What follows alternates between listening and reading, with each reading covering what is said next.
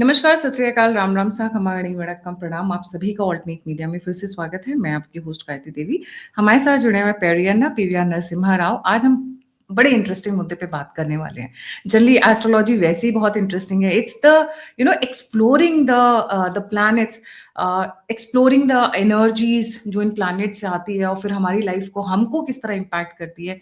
Date of birth पे base बहुत सारे लोग कुंडली मिलाते हैं, पर एक प्लैनेट है जिससे सब बड़े, और उसका कोई फिजिकल फॉर्म नहीं है, जिससे सब बड़े घबराते हैं। पर उसी प्लैनेट ने मोदी जी को इनविंसिबल बनाया हुआ है, ट्रंप को एकदम पावरफुल बनाया हुआ है, अंबानी के घर में कुबेर खड़ा कर दिया। I mean he is the one of the top most richest man in world. तो ये जो प्लैनेट है, ये कौन सा प्लैनेट है जो सबको अमीर बना रहा है, किसी को एक्स्ट्रा पावरफुल बना रहा है एंड किसी को इनविंसिबल बना रहा है? Let's try and understand from Periana. We are going to talk about Rahu, it's placements, Bharat के अंदर ये इसकी क्या इंपॉर्टेंस आने वाली है, बिकॉज आने वाले 2-3 साल के बाद ये बहुत बड़ी गेम खेलने वाले हैं Rahu ji. Periana, very warm welcome on the show, over to you ji. नमस्कार Gayatri ji, nice to be on your show again. Periana, पहले डरते क्यों हैं लोग राहु से? राहु से मतलब Rahu is the planet which gives you like money, power, क्या बोलते हैं, secrecy, like bumper bumper. See, basically all the planets are personifications of different aspects of our personality. Within our consciousness, there are various aspects, and each planet, each graha represents a particular aspect. Sun is like our willpower, our soul, our atmabal, whereas moon is the mind, that which perceives the rest of the world and that which reacts to the rest of the world. So this is basically the mind or manas. And Mars is the fire inside us to get things done, the energy. So that is Mangal Grah or Mars. And Buddha or Mercury is our ability to comprehend the world around us, process information, understand the world around us, and think logically, figure things out. That is represented by Mercury. And Jupiter is the intellect inside us, the Dhisekti, the discretion, the judgment of knowing what is right, what is wrong. So that judgment within us, that intellect within us is Jupiter. And Venus is the spirit of just enjoying things, enjoying whether material or spiritual. Just the spirit of enjoying things is Venus. It can be enjoying spiritual sadhana also, not just material things. So he is the spirit of enjoyment and being happy. And Saturn is the spirit of slogging, spirit of hanging in and basically just putting in effort. So he's the spirit of discipline, effort, hard work, austerity, and all those spirits within us are personified by Saturn. The interesting thing is these are all actual physical, they correspond to physical planets that you can see in the sky. But Rahu Ketu are not really, they are called Chaya Grahas. They are not real objects in the sky, celestial objects in the way Sun to Saturn are. Rahu and Ketu are basically, simply speaking, mathematically, based on our Shastras, Earth is going around Sun in an elliptical orbit. And around Earth, there is another elliptical orbit in which Moon are almost circular orbit. But Moon is going around Earth in that orbit. And these two orbits are not in the same plane. They are slightly tilted. So Moon's orbit around Earth, that basically intersects with the plane containing Earth's orbit around Sun. Those 2 points are Rahu and Ketu.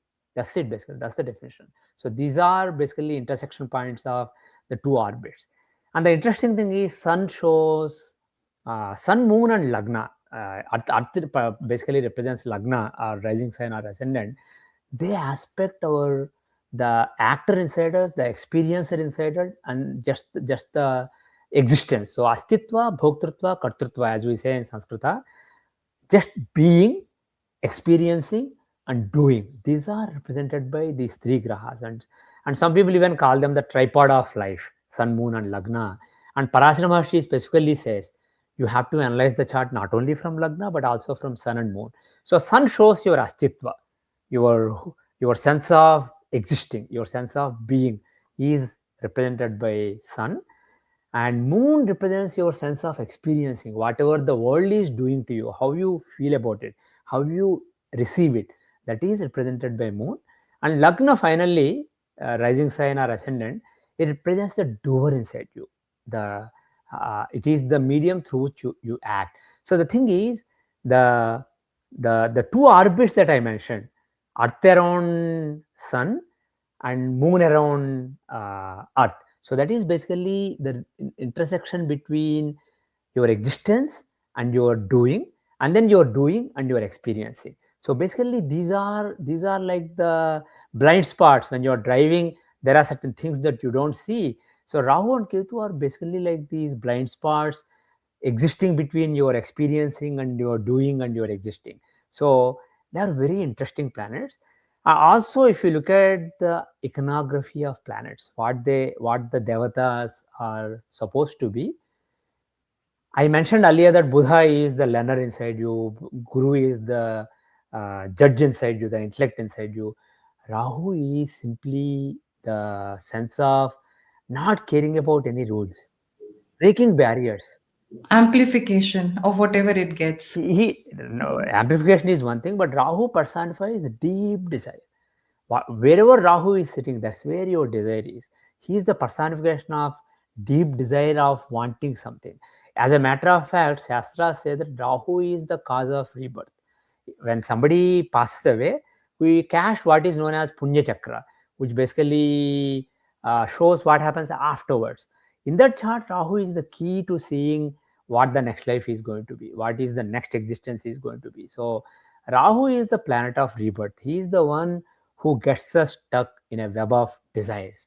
I want this, I want that. So Rahu is the spirit of fulfilling your desires no matter what, not caring about rules, not caring about barriers. So breaking barriers, breaking rules, and going to any extent to get what you want, that is Rahu. And Ketu is the personification of not really caring about anything, total detachment. Whether if you are married, fine. If you are not married, fine. If you have a job, fine. If you have a successful job, fine. If you don't have a job, fine. Basically, you don't care about X versus Y. So instead of running towards something, you basically are still and you don't really care about anything. That spirit of not caring about things, of being detached, is personified by Ketu, but caring about things and running towards things is personified by Rahu. So Rahu is a very interesting and important planet in Vedic astrology. And the thing is, people are scared of Rahu. People are scared because he's an asura. All the other planets are devatas, but Rahu is a Rakshasa who saw that when Vishnu took the form of Mohini and was distributing Amrit, the nectar of immortality, to various gods. Basically, he made after churning the Milky Ocean, they made all the gods and asuras, devas and asuras sit in different rows, and Vishnu in the form of Mohini was serving them that ambrosia of immortality. And he discovered that Vishnu is playing a trick. He's just serving it to all the gods, and to all the rakshasas he's just dancing but not really serving it. So he changes his form. He takes the disguise of a deva. He sits in the row of devatas, and then he basically consumes the nectar. And then, as you know, the story goes that sun and moon notice it, they alert Vishnu, and then he cuts his neck with the Sudarshan chakra. And then the head and the headless body, they become Rahu and Ketu. So because both the parts have touched Amrit, they never die. Whereas all the Rakshasas, they are powerful, but they eventually die. But Rahu and Ketu, they will never die. So what it means is, the spirit of detachment inside us, it may be weak, but it will never die. It will always be there. And at some point of time, it gets triggered and we get moksha. Similarly, Rahu, the spirit of getting things at any cost, that never dies. You can satiate it. Materialistic. Hmm? Materialistic. Rahu is materialistic. Ketu is that, spiritual. that is the standard convention, but Rahu is really deep desire, and the deep desire can also be for spirituality. Rahu is deep desire for something. Ketu is not really caring about anything. So that's the fundamental first principle definition of Rahu and Ketu. So the deep desire for something or the other will be there as long as you are there. So it is he's not really a Rakshasa, but because he was a Rakshasa by birth, and he played a trick to become a Devata and one of the Grahas. So people are really scared, but honestly, As you mentioned in your introduction, there are many people who are highly successful mainly on account of Rahu.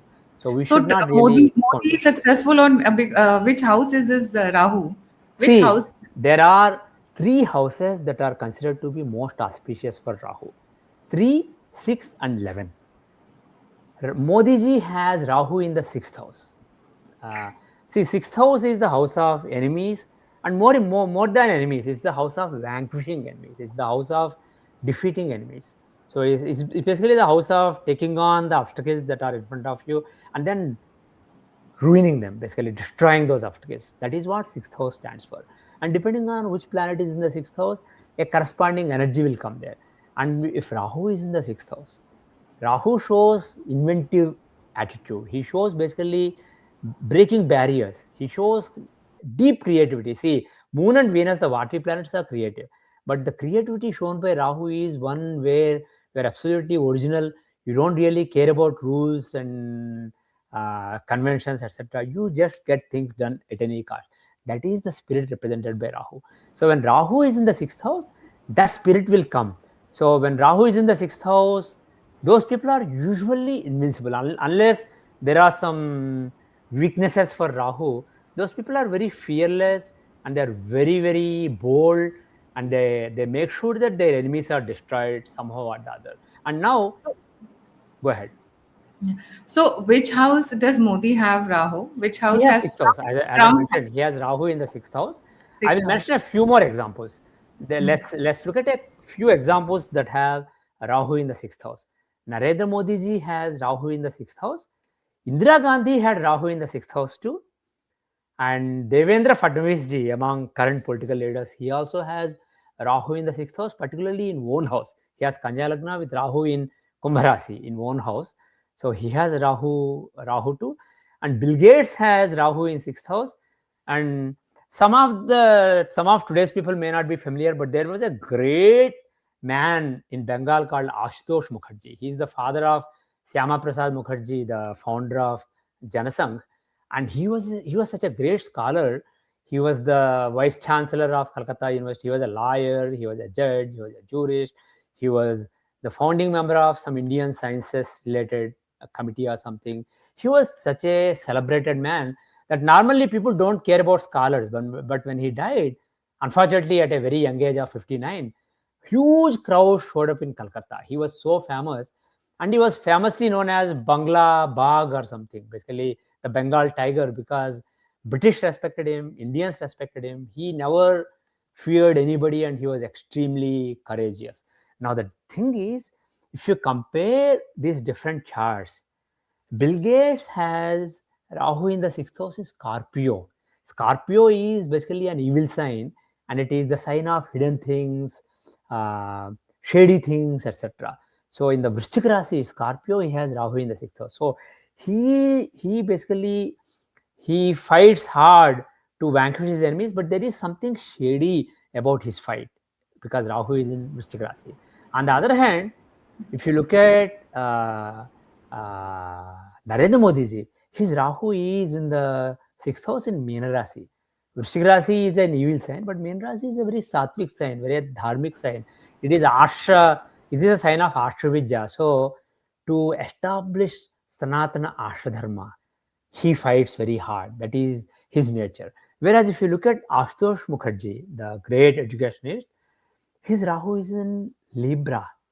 It is basically the sign of balance. So he's seen as a tiger, he's seen as a great fighter, but at the same time, there's something balanced about it because Tula is the sign of balance. So he's not really seen as a great fighter, cruel, etc.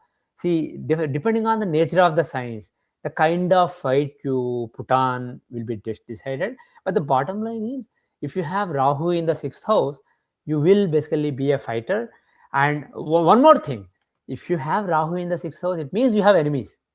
Things are not smooth for you because you have to fight. Because sixth Acha. house is the house of fight. Sixth house is the house of fight. But the thing is, you are successful in fighting. Your enemies are are basically smashed to smithereens. They will, I mean, not literally, but metaphorically.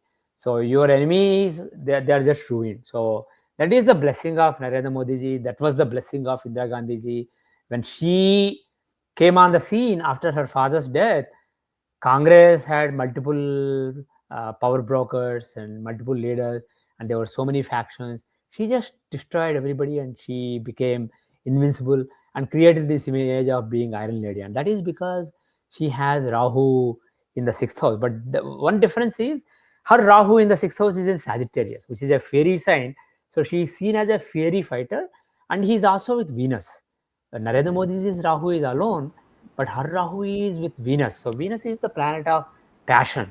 So basically, she is seen as a fiery and passionate leader.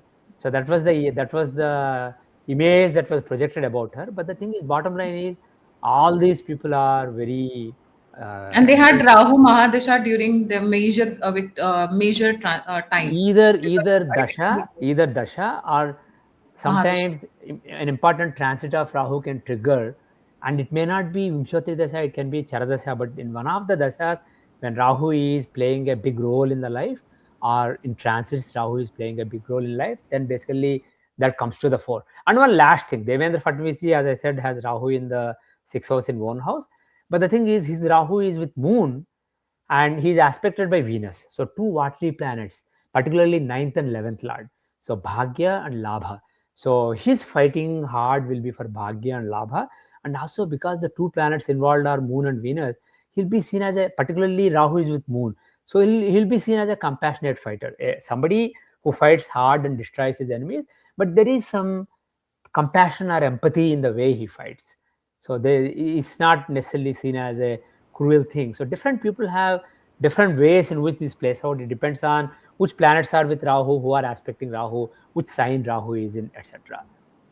Now, what about money? Which position of Rahu gets you like lot of money? See, Ambani is, for example, one. Yeah. money can come from any house really, but the thing is, if rahu if Rahu is strong in the horoscope, then basically, and he has some link with the second house or second lord, that is basically enough to give you money. If you let us take the chart of Dhirubhai Ambani, he has Rahu in the third house. Rahu in the third house, and uh, see, third house, what does it stand for? It stands for initiative. Third is the Vikram Sthan, Parakrama Sthana. Ah, I'm trying So to get Rahu. Third yeah, house. Yeah. Rahu in the third house. Third is the house of taking initiative. It is the house of initiative, parakram, vikram, etc. So if Rahu is in the third house, such people basically, the unconventional force of Rahu, the creative, original approach of Rahu will come to taking initiative. So they can take initiatives, and that's good for business. People think that second house is the house of wealth. Absolutely, second house is the house of wealth. But the thing is, when it comes to business, etc., Kamatrikonas are important. 3, 7, and 11. Business is seen from the seventh house, and it strains third and 11th. 11th is fulfilling your desires, and third is having initiative. So those are the key houses for business. So if somebody has Rahu in those houses, it's good for success in business in Kamatrikonas. And he has Rahu in third house, particularly in Dhirubhai Ambani's case, it was own sign. Again, it was Kumbha Rasi. And the only influence on him, only aspect on him is from Mars. Mars is in the ninth house and he is aspecting Rahu. And Mars is the fifth lord from his Dhanu Lagna. So fifth lord shows Purva Punya. And fifth is also, fifth is the house of emotions. And is fifth and eighth are important for risk taking, gambling, etc. Because these are the house of emotions.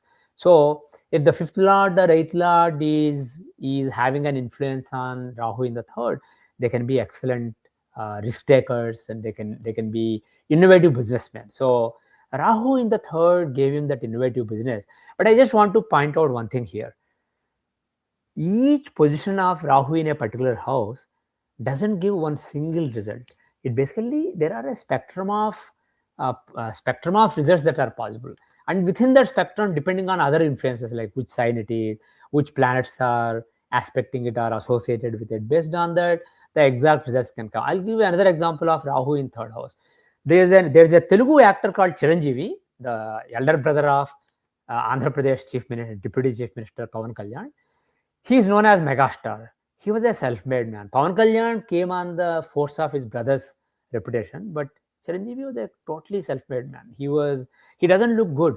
He has unconventional looks, especially when he came to the industry. and people did not see him as a hero material. As a matter of fact, some big people in the industry thought he will be a good villain. He even played some roles like that initially in his career.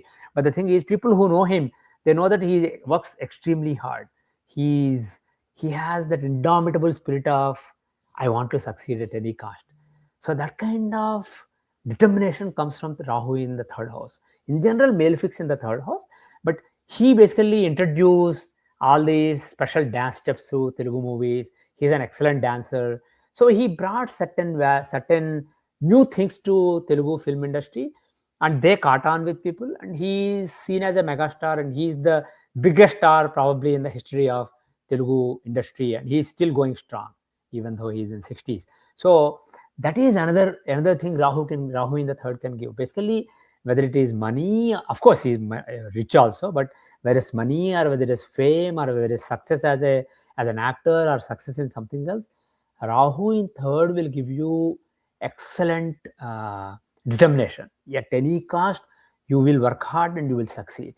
I'll give one last example for Rahu in the third house, an unconventional example. There is a great author known as Dr. Robert Sopoda. He wrote the Aghora series books, which is very famous, especially in spiritual community. He's the Shishya of Aghori Vimlananda. So he was going to pursue medicine in US. He's from Texas, a very conventional American family. He was going to pursue medicine, but he just wanted to travel the world. And before he took a break after his when he was about to go to medical school, he came to India and he met Aghori Vimlanandaji, and then he got interested in Ayurveda. He's a great Ayurvedic doctor, great practitioner of yoga, and an exponent of Tantra, particularly Aghora, left-handed Tantra. And he lectures and he basically writes a lot of books. And I know him personally well. He's one of the wisest men I have ever met physically. And he has Rahu in the third house. And in his case, what did Rahu in the third house show? That determination. Somebody born in a traditional, normal Texan American family, for him to basically go abroad and then suddenly decide, I will learn Ayurveda. I'll basically study Ayurveda in India. I'm not going to become a doctor. That kind of basically big changes in life, for those to occur in your life, you really have to have that strong determination. So in general, Rahu in the third house is what gives you determination, and particularly for business. Definitely Rahu in the third or Rahu in the 7th or 11th is really useful. On that note, let's look at a few examples of Rahu in the 11th house. What is 11th house? What does it stand for? 11th house is the house of fulfilling your desires. See, 3, 7 and 10, 3, 7 and 11 are the Kama Trikonas, the trines of desire. Third gives you determination. It is the initiative. It is the starting point. 7th is interacting with people, doing business. And 11th is getting what you want. It is the house of Labh. So fulfilling your desires and making profits, gains. So 11th house, Rahu, actually some people consider that compared to even 3 and 7, 3 and 6, 11th Rahu is the best placement in the chart. That is what some astrologers opine, because it is the fulfillment of desires. Whereas 3 is putting effort, having determination to work hard. Whereas 7th is working hard. And 6th is fighting with obstacles and overcoming obstacles. Whereas 11th is actually getting what you want. It is fulfilling all your desires.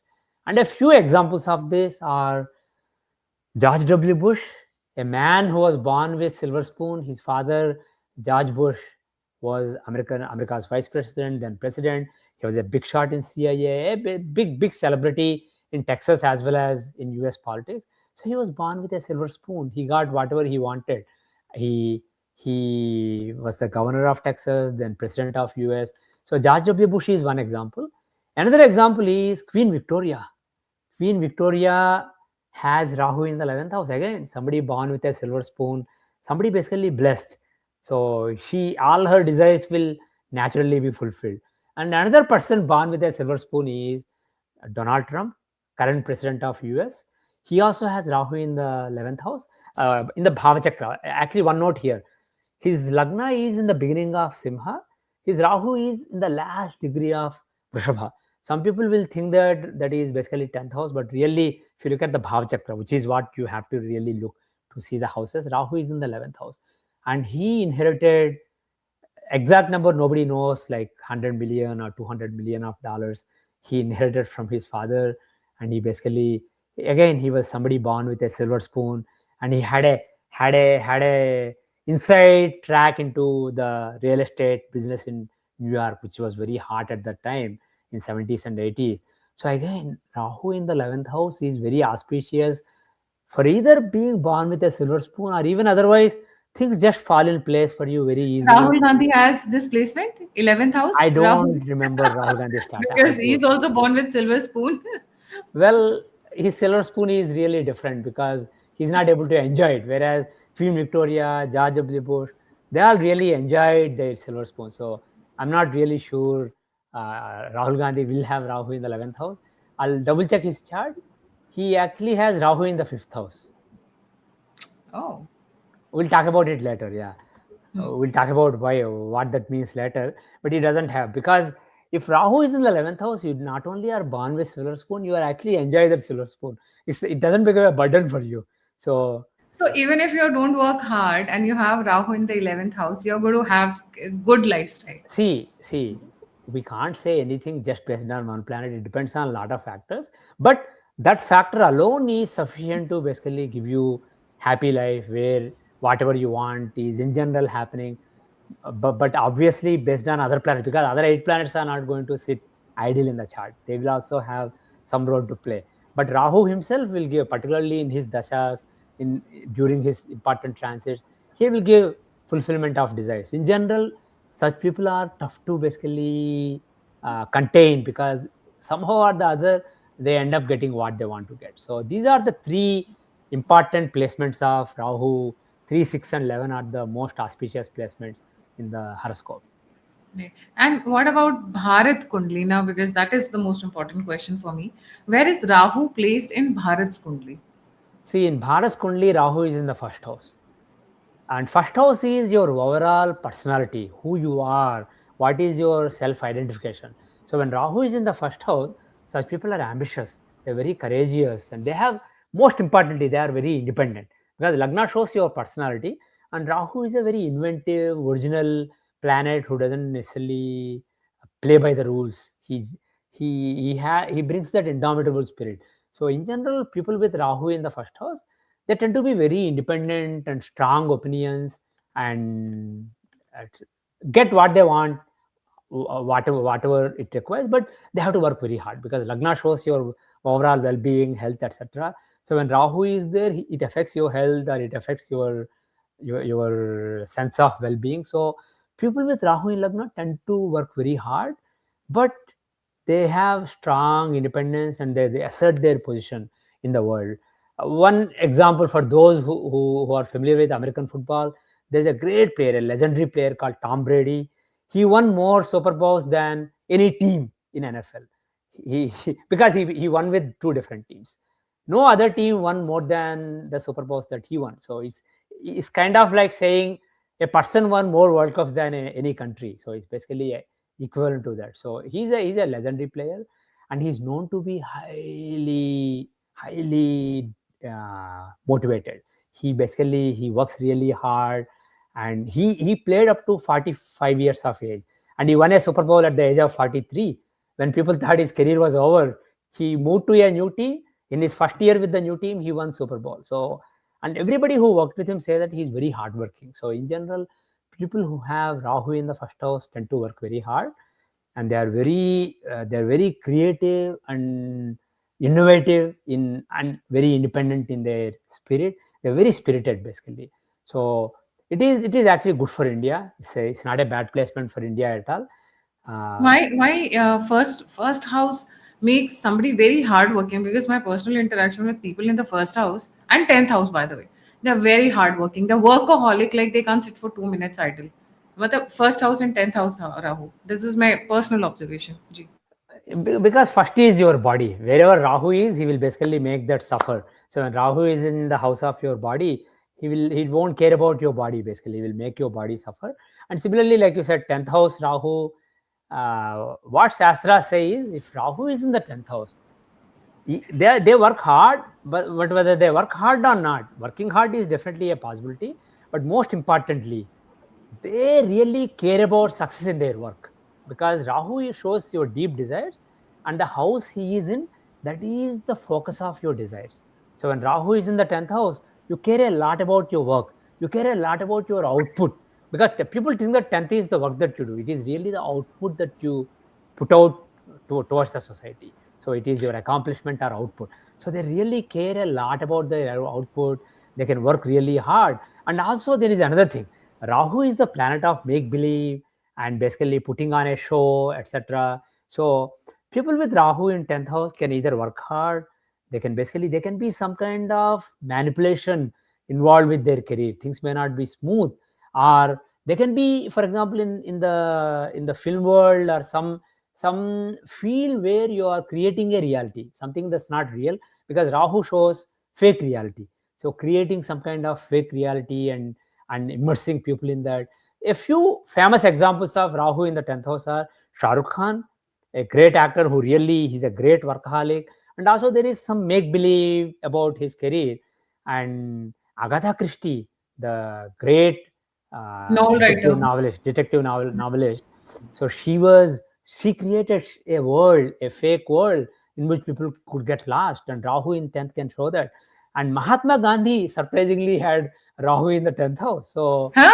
Seriously? yes, seriously. So first of all, it either shows somebody who works hard, or it can show somebody whose career is involved with creating some fake reality, creating some projection, basically some fake world for people to be immersed in. So I will not comment further on it. Another example is JD Vance. So if you look at JD Vance, just a few years back, he said that Trump is America's Adolf Hitler. He basically said that Trump is dangerous, Trump is ruining the country, and anybody who supports him is an idiot. So these were just said by him just 5-6 years back, or before the 2024 election, it was like 5 years back, or even 4 years back. He basically, and even when Trump said that he won 2020 and it was stolen from him, he criticized Trump at that time. And 3 years later, he was Trump's running partner, and now he is the yes man of Trump. Basically, people with Rahu in the 10th house, there is some kind of make believe, some kind of creating a reality which is not real, involved with their career. So this is JD Vance is another example. Agatha Christie, JD Vance, and I believe another example is Adolf Hitler. Hitler is another example of Rahu in the 10th house. So again, there was some fakery relating to his career, projecting himself as a great leader, standing for certain causes. So basically, people with Rahu, they work hard, they care a lot about their image in the world and their professional success. And in addition, there is some kind of make believe associated with their career.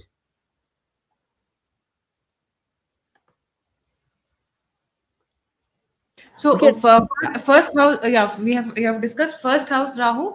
What will be the impact on Bharat of first house Rahu, and then we'll go to the other houses. Ji. Well, impact on Bharat. See, some people, like you said earlier, India is going to start Rahu Dasha soon.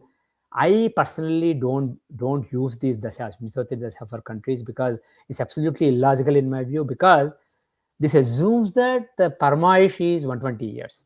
Rishis clearly said that if you are using Vimshotri Dasha for a non-human being, you have to either compress or expand based on the Parmaish. If it is elephant, if it is horse, if it is dog, if it is whale, different number of years have been prescribed by Rishis. And for countries, we don't know what the Parmaish is. And taking 120 years as the Parmaish of countries is absolutely nonsense. It is illogical. I know many people think that India is in Mars Dasha right now. I don't buy that. This is basically, we don't know. We don't know what the Parmaish is for countries. So the thing is, Rahu in Lagna makes India very creative, innovative, and workaholic and independent in the world. Basically, giving a lot of importance to your own sense of being, because Rahu, wherever he is, you give importance to that. You care a lot about it. And first house is your independence, your personality. So you give a lot of importance to your own independence. Now the thing is, when depending on which house Rahu is traversing in, currently transiting in, you can give results. So based on that, currently Rahu is in the 8th house. So 8th house Rahu will show foreign influence to disturb India. But the thing is, Rahu in India's case shows somebody who's very independent, who doesn't take things lying down. So the thing is, India will take foreign interference very strongly during this time, during the current period, and India will be very bold about that. And in the next 1.5 years, Rahu will come into seventh house from India's moon. So seventh house shows relationships. So India will bring its independent nature, is clear independence in the matter of foreign relations. So coming from this December, next 2 years are going to see India playing a very strong independent role in world diplomacy, and playing a important role in the relations with other countries. That's Rahu in eighth house. Rahu, if we No, see I after was this, talking about transit basically. Rahu in first house, when he transits in the seventh house, what results he gives? right. So what about Rahu in second house, Yeah, fourth let's house? quickly go through various houses. Rahu in the fourth house, Rahu in the second house. Second house is money, it is speech, all these things. So if Rahu is in the second house, such people they may put and it is also the house of family. Such people may put a lot of emphasis on family matters. They may put a lot of emphasis on wealth, and they may accumulate a lot of wealth unconventionally. They may also put a lot of weight on their speech. It may be good for occult speech, etc. A couple of examples: a great American football player who's still playing called Aaron Rodgers, who's second only to Tom Brady, we mentioned earlier. He has Rahu in the second house, so he's a very wealthy man, and he basically he's very strict about his contract negotiations, etc. And secondly, Dr. B.V. Raman, great astrologer, he has Rahu in the second house. And in his case, Rahu is the Lagna Lord. So he's a benefic planet. So when Lagna Lord is in the second house, basically speech, predictions, etc., becomes an important part of your life. So he has Rahu in the second house. So like that, Rahu in the second house, those people, they may put emphasis on speech, family, wealth, etc. And if we look at Rahu in fourth house, such people, fourth house is the house of stability in your life, peace, sukha. Family, Fa- home. yeah, it's not necessarily family, but extended family. It's your home, where you live. So people with Rahu in the fourth house may have disturbed family or disturbed home surroundings. They may be nomads. They may be moving a lot. They may not be. They may not be restricted to one place, etc. And another thing is Rahu in fourth will aspect the 10th house. So again, they care a lot about their career. But in general, it shows somebody with instability, because fourth house is the stability inside us, the sukha inside us. They don't have sukha. A few examples are Tom Hanks. He's a great actor, but he was always on the move, and he really worked very hard whenever he made movies. So he was kind of like a nomad. So Tom Hanks is one example. Aishwarya Family is Rai, disturbed. Family is very disturbed of Tom Hanks. He doesn't have a good family. unfortunately, yes. And Aishwarya Rai, she has Rahu in the fourth house. So such Oh, people may have some instability in life in terms of their surroundings, and moving a lot. So I don't want to speculate what is happening in her life now, but in general, at a young age, she became Miss World, and she was acting in various movies and always on the move. So even at least that can be given by Rahu in the fourth house. And one interesting example of a different kind is Ramana Maharshi. He has Kanya Lagna with Rahu in the fourth house. But the thing is, see, again, he not really a nomad, but at a young age, 16 years, he experienced the true nature. He spontaneously reached a samadhi, and he basically wanted to make it permanent. He wanted to go back. So he lost interest in his family. He left his family.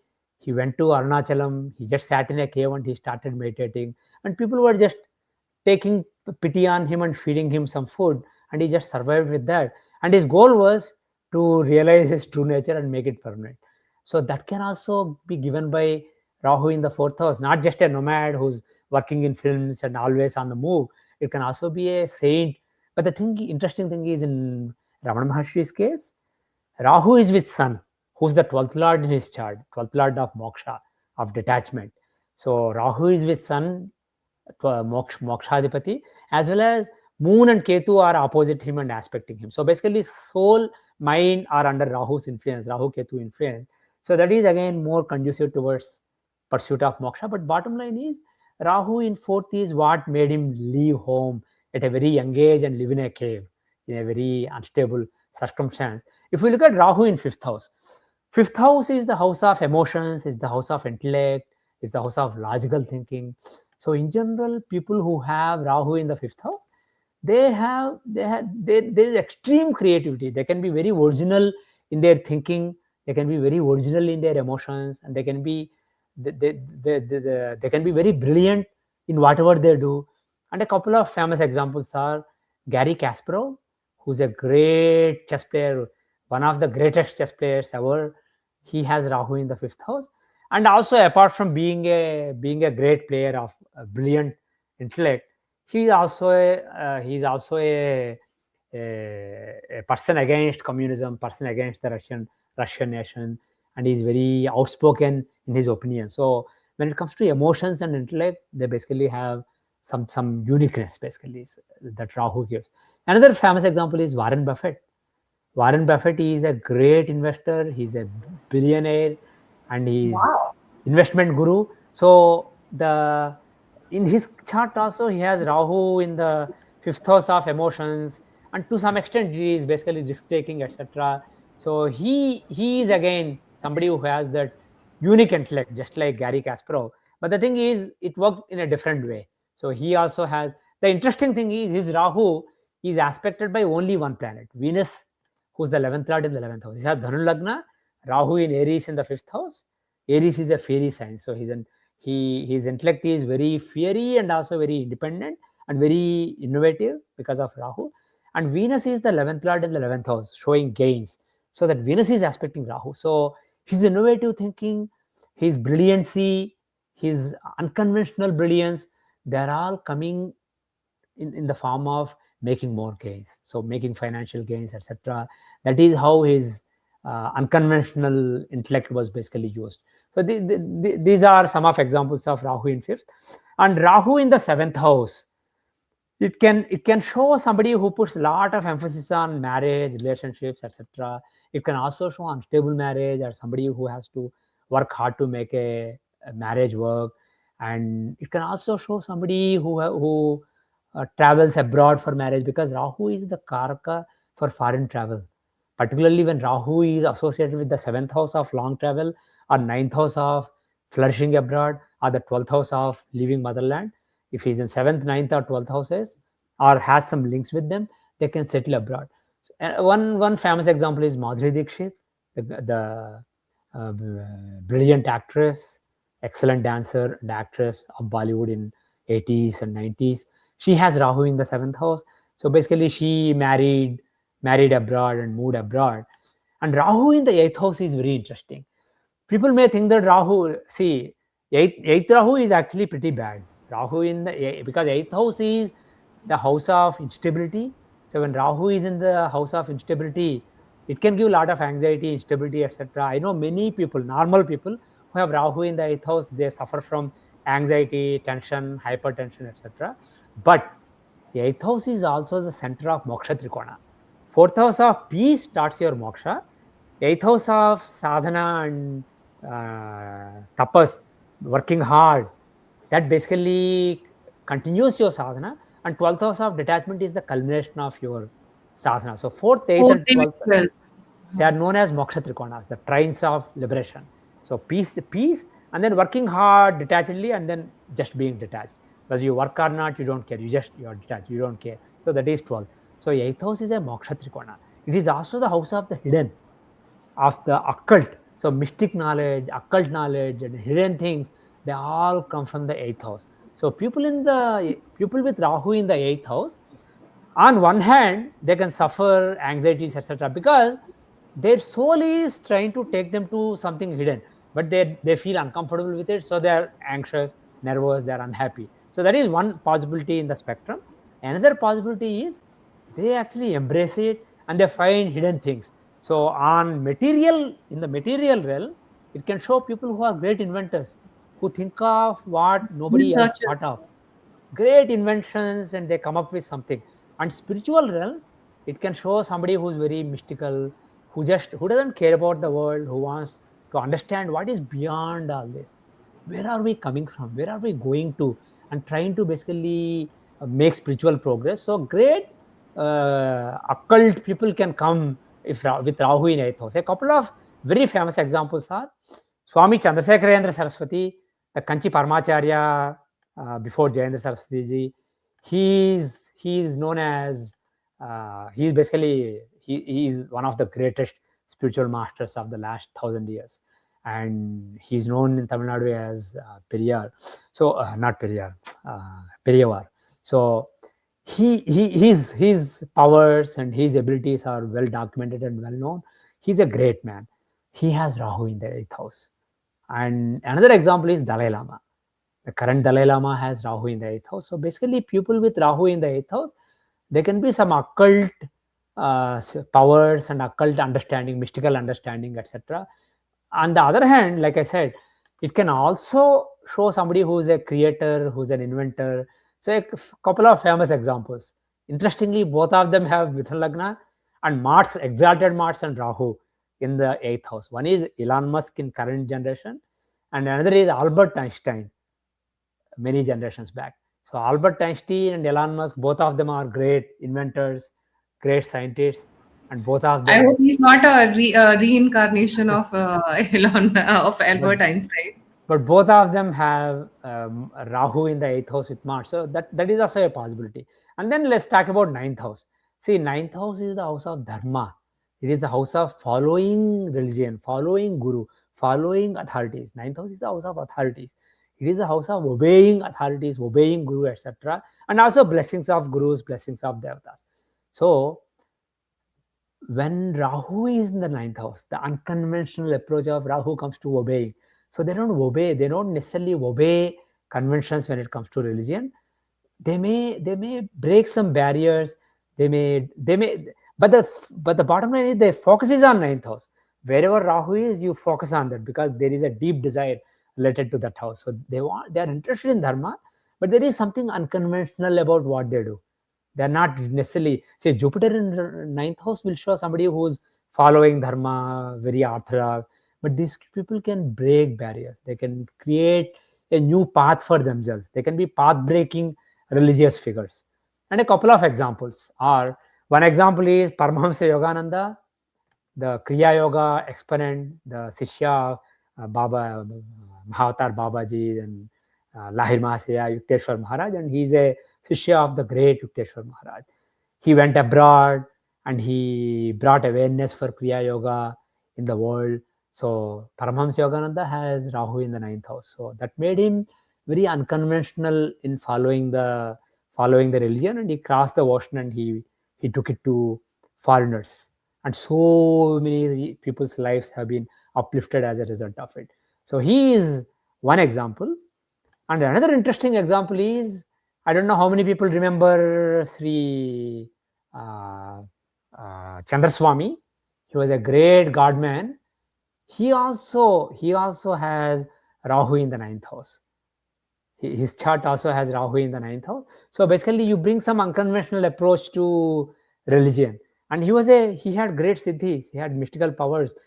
And great leaders, world leaders like Margaret Thatcher, Sultana of Brunei, many people, they followed him, and he demonstrated his siddhis in front of them. He did miracles, and then he used his siddhis just to do miracles and impress people. And then he employed proper priests who did proper agamas for those people. I know a priest who was in his team. He was from a traditional family of Shivacharyas. He was employed by Chandraswami at a very young age, and then he used to do pujas. He did pujas for Sultana of Brunei, for Premadasa, for not Indira Gandhi, for Margaret Thatcher, for many big world leaders. But one day, Mother Kali appeared before that Swamiji and said, "Leave now. His time is over. He's going to fasne wala hai. Now you leave." So that night, that Swamiji left him. And then he is the head priest of a temple now, a very famous temple now. But the thing is, that day there was a raid on his ashram, and after that he had a big fall. And why he had a fall, all that that's a different matter. There are other combinations in the chart. But the thing is, from what I know, he was a man of genuine siddhi, but he used siddhis only to attract people. He did proper agamas to help people he was serving, but he made a lot of money, and he used that money to basically enjoy, and at the end he had a terrible fall. But bottom line is, Rahu in the 9th house can make you an unconventional godman or an unconventional follower of religion. It can also show, I don't have any examples, but it can also show somebody who has some troubles related to father, some troubles related to authorities or boss at work, etc. And we already talked about 10th and 11th houses. Lastly, 12th house. 12th house is the moksha sthana. It is also the house of displacement from your motherland, going abroad. So Rahu in the 12th can make somebody go abroad and settle in a totally foreign culture. That is one possibility. The other is 12th is the house of moksha. When Rahu is in the 12th house, what you deeply care about is moksha, detachment, liberation. So it can also show It's not Ketu in the 12th house for moksha. It's No, both. See, 12th both. is the house of moksha. Ketu in the 12th gives naturally moksha. Rahu in the 12th gives you a lot of passion about moksha, lot of desire of moksha. But both of them can take you in the moksha marga. So, and one famous example of Rahu in the 12th house is Swami Vivekananda. He had Dhanu Lagna and he had Rahu in the 12th house. And in this case, Rahu is the third lord. So third lord of initiative and parakram. His parakram is towards 12th house. So he was very passionate about his detachment, but at the same time, he went around asking various gurus about God and how to basically be with God, and finally he found Ramakrishna. And he traveled abroad too. Because of Rahu in the 12th house, he went abroad and he spent prime years of his life in UK and US. So that is another thing given by Rahu in the 12th house. And one last and final example of Rahu in the 12th, a very unconventional example. As I said, Rahu in the 12th usually takes people to foreign lands and they settle down there. But what about somebody who goes to moon? Neil Armstrong had Rahu in 12th. So he had a displacement not only within Earth, but he basically went, he left Earth and he was the first man to land on moon. He had Rahu in the 12th house. In general, Rahu in the 12th house will show foreign travels or some desire towards being free and liberation. So in general, these are... What about Subhash Chandra Bose? Where was his Rahu? I don't know if I have his chart. Let me quickly check. MK Gandhi had where? 10th house, I remember 10th now. house we mentioned. Yeah. I don't have Subhash Chandra Bose chart, Netaji chart, sorry. So, see, the thing is, I demonstrated in a few examples. It depends on which house Rahu is in and also which sign it is in. See, Rahu in 6th in Vrishtika in Bill Gates' chart worked in a particular way. In Meena in Narendra Modi's chart worked in a different way. So it depends on which Rasi it is, and also it depends on which planets are conjunct or which planets are aspecting that Rahu. So there are a lot of factors. And but how much general, effort is being put on? That is also, I think, important. But Rahu shows what you care about. Deep inside you, what you care about. So if you don't ignore it and you actually put effort in that area, it will be beneficial to you. So don't be scared of Rahu. Rahu is just somebody who wants you to badly want something and get stuck in a cycle of but death. So basically, he's the one who gets you stuck in the cycle of rebirths. But the thing is, he's not somebody to be scared of. He can give you excellent success. But what you need to do is put effort in the area that Rahu wants you to care about. Effort in the area Rahu is situated in. 3rd, 6th, 11th, or whichever house. Whichever house. If he is in the 2nd house, put more effort in your family matters, wealth, speech, etc. But it is also 50% of the results also depend on the dasha, drishti, gochar, conjunction, various gotra, factors. And another thing is, even if you suppose Rahu is terrible in your chart, one more last thing. The planets who are with Rahu, like I said, they are important. Particularly if Rahu is with Mars or Moon or Sun, be careful, or Guru, be careful, because Jupiter is your wisdom and Rahu is basically just breaking rules and doing whatever you want, deep desires. So wisdom and deep desires don't go together well. In other words, Jupiter and Rahu being together is like a priest being with a gunda. So that's not really a good combination. So Guru Chandal Yoga. I think that's the yoga. Guru Chandal Yoga. So if you have Guru Chandal Yoga, it makes your Jupiter weak. In that case, chanting Aditya Hridayam is a great idea. If you can chant Aditya Hridayam 3 times every morning, that is auspicious. So sun worship, basically, if the priest is stuck with a gunda, sun can come and rescue the priest. That is why you pray to sun. Similarly, if sun is afflicted by Rahu, it is like the king is ruined by a villain, a gunda. Then basically, if the king is ruined by a villain, then basically you need the priest to do some puja for him and save him. So Guru, you worship Guru in that case. If Sun is with Rahu, you worship Brahaspati Graha.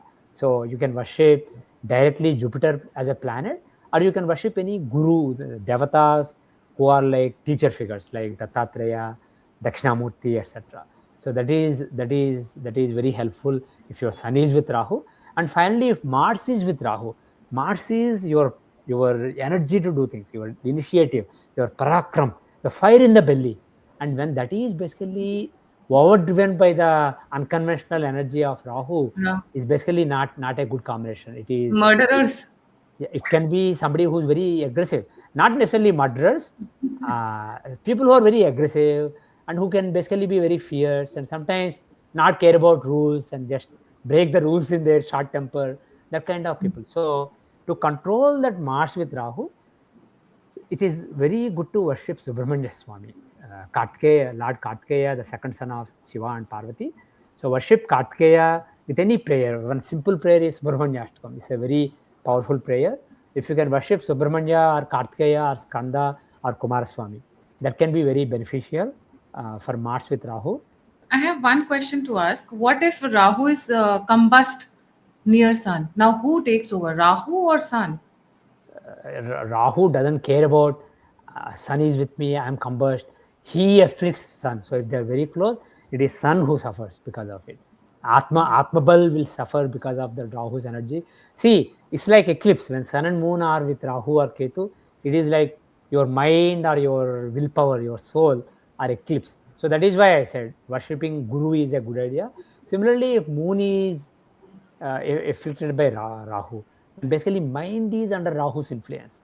And Rahu is basically unconventional thinking. So mind is in overdrive. It can be people with Moon close to Rahu tend to be very anxious, very nervous. There is a high level of Vat inside their body. So such people, they can take Vat reducing things like Ashwagandha milk or stuff like that, Brahmi, Ashwagandha milk. But worshipping Brahaspati is again a good idea in their case. And particularly Moon shows the Divine Mother, and Moon and Rahu combination shows a fierce Divine Mother. So worshipping Durga Devi is a pretty good idea if Moon is with Rahu. And the other thing is, in general, forget about afflictions, even if Rahu is strong or weak, to maximize the good that Rahu gives you and to minimize the bad that Rahu gives you. If you worship Durga Devi, it is very auspicious, and it can be as complicated as Durga Saptasati, which is 700 verses from Markandeya Puran. You can it is also known as Devi Mahatmyam or Chandi Part or Durga Saptasati. All are equivalent. So you can chant those 700 slokas, and it can take like an hour to couple of hours depending on your proficiency. When you're reading for the first time, it may even take 8 hours, because unlike Vishwasnam Stotra and other prayers, this is very archaic Sanskrit composed by Markandeya Maharshi. Sometimes the whole line will be one word after sandhis and samasas. Whole word will be one line. So it's tough to basically just keep pronouncing unless you are familiar with Sanskrit. So it's a tough text.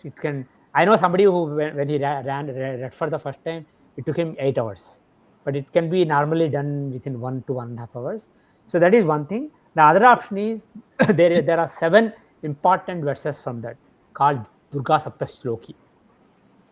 There is a version recorded in my voice with the text, meaning, and the chanting in my voice on my website, YouTube channel. So you can just play it along and chant it, and after a few times you will get it by heart. So just seven verses. So that's a good compromise for most people. And if you just chant it once, kuch nahi hone wala, nothing will happen. You basically have to chant it a few times. So for example, if you decide I'll chant 9 times every day, the Durga Saptashloki. So the 7 verses 9 times, not too bad. It will be done very quickly. So that can be, if you do it daily, Rahu will be more beneficial to you.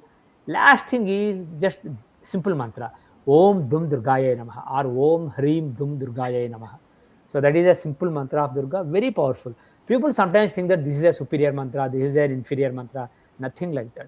This is all our conditioning, and we are imposing our sense of supremacy, etc. on mantras, devatas, etc. The thing is, Om Hrim Dum Durgaye Namaha is as impactful as reading 700 verses of Durga Saptasati. So pick whatever is convenient for you, and then just chant it enough time. Make sure that you are chanting for 10 minutes, half hour, like that every day. If you do that regularly, Rahu will give you good results. Whatever good he is showing in the chart will become better. Whatever bad he is showing in the chart will become some relief. Basically, it will be minimized. Bad will be minimized, good will be maximized. So it is a good idea to worship Durga Devi. Another point, there are some Sri Vaishnavas who don't want to worship Devi. They believe that you can worship only Vishnu. So that is fine. Hinduism is a very open-minded religion, unlike other religions. Rishis never say you must do this. They always gave infinite options out of compassion. So Rahu, all the Vishnu avatars are mapped to Dasmahavijja, Dasavataras, etc. So Rahu corresponds to Varaha avatar. So you can chant Varaha Kavacham, you can chant Varaha Ashtotra Sanama Stotram, or any prayer of Varaha. If you don't know any mantra, just Nama mantra, Om Varahaya Namaha. That's it.